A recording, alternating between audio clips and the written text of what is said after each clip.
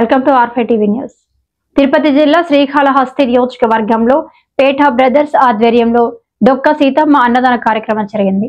పవన్ కళ్యాణ్ ఆశయంలో భాగంగా శ్రీకాళహస్తిలో RTC bus stand circle నందు పేట brothers ఆధ్వర్యంలో 68వ వారం డొక్క సీతమ్మ అన్నదాన కార్యక్రమం పవన్ కళ్యాణ్ ఆశయాల కృషి కోసం పనిచేసే జనసేన నాయకులు నిర్వహించడం జరిగింది.